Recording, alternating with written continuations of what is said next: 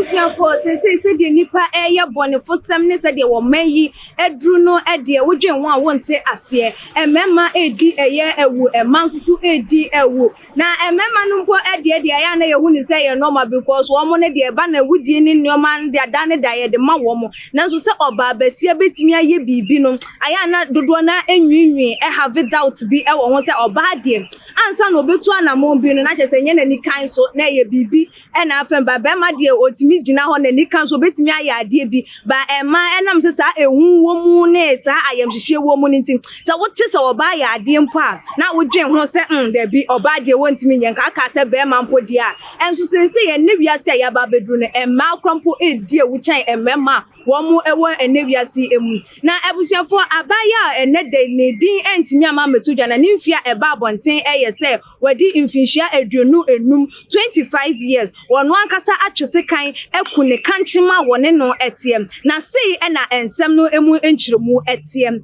eya abaya ye ka ne ho asemi wone ne kanchima ena etie for so many years na enumu na chese nyinsen eba eye emu na abrantie ne kache abaya ne se abaye menye ready se me pese menye de menhwa akwada menye ndu empempe so ameye eja enti ebeya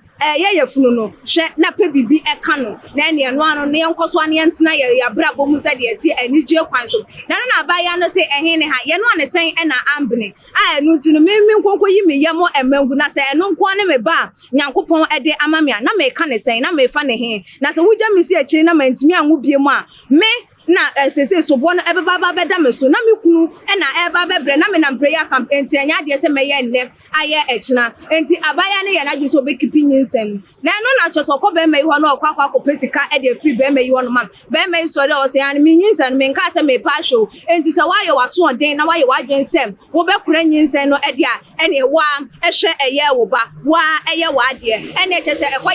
kasa twuma me twum we kana we aka na oba chese buafuo okowura kitchen efa ase kan eya gura wonim so de bebo be ma yihenya na chese be ma ya na adwen se wosesa na adwen do ehu de ye ene chese no ane se be ma yi ebusu se surudu se me ne wo ekase de abranti wanom wato anananom ewo eye ensedom na eno ana se abaya no so apostifo ensa aka na wo hwe eye emfonyina eda school no so na wa wutimu abaya ne kura se kan ya chese ye wo no so ogina police station eni mu ehono mu a wo mo ede emra eba ababa bedino na ebusuafo there be o empna twen e by force na ha na wo be ma no so na wo kompna twem na wonimu se wonye wadwen se wo bepe eye eba na adenti na wo so wudi agura de ayeye enkwada ebeba no so wondwen eye ho eno mebi wo ho ayeye na ya kan eye bia na eja eye ebi eno mebi wo ho no we say go straight to the point wo be ma na wonim se wo ho nso ye yasi an waso aware an wato plate inti wonim se wunya nso aware na wunya nso se wo pese wo hwe eba no adenti na in the first place no obekwa kwakura eye empna twim na se wakwa mu nsusu awie na waye wadwen se ade a eni kwan se wasa wo ye wo ho ede ma warefo eno nsusu e na wode asi wani su se wone wo yire na wo hu kafo no mo de besepe mo ho eni gye emu because ene mpra twen be ma kra be tima ka cho se ene woni manda na che se wo mpeme enti ne na oba no nsusu no wa ma ne ho kwan no ane nada enti wo be ma no wonim se enya ade se wo pe eba wo ade na wo nsuo na eba no wanya mfrim ana se ade enti na wampe bibi anye den anhye na wamfa protect wo na ne pa no twa no one wo kwa se ne 1000 rounds na be kwampo na wonim se eba empie frimu ma na eba abamu awie no na wo ba be ye wadwen se enya de se wo be ye de wo beje eye akwade na ma no susu ye duabom because wo hwe be ma wo ne na ekoye nka se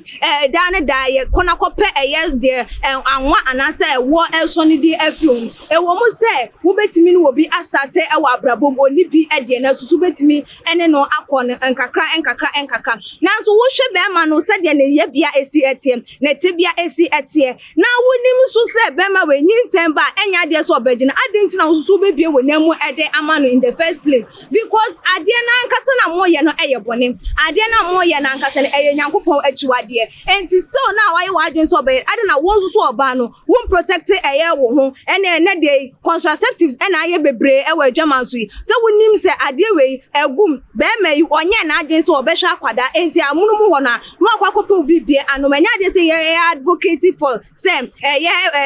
better contraceptive e wo monten de enye the right decision because there was so many side effects ebetimi aha wo de ne wo nyoma dache na so wo ra empna twemu na wo hwa wo sese no na wa ye de watu ho fo no wo hunu na mo wa wo beto ye be se ye nuanom mema no wo relationship mu na wo nya wadwen sem wo pe eba ene agura ede enkwada eba no munja idi because say munja ema no ema wo mo efa yefum na moja wo mo asimu na wo mo brabo ye basa na mo de moto ma brabo so afi mo kokokoko na enkoya na mo ne na masofo so ene oba na abo medua wo ye de yanka oba no wo mo odua wo ye de yanka oba no nka no mensem emfa ento wa brabo eso yenka se de abaya ne ye no so ye ne kwan so anenye se wo betwe se kan abufu ntu betwe se kan se wo de ehunehunu wo bi ene se sei anya yeye ede ne ho agimu awo ho akwakoka edwamu nti bibie ni so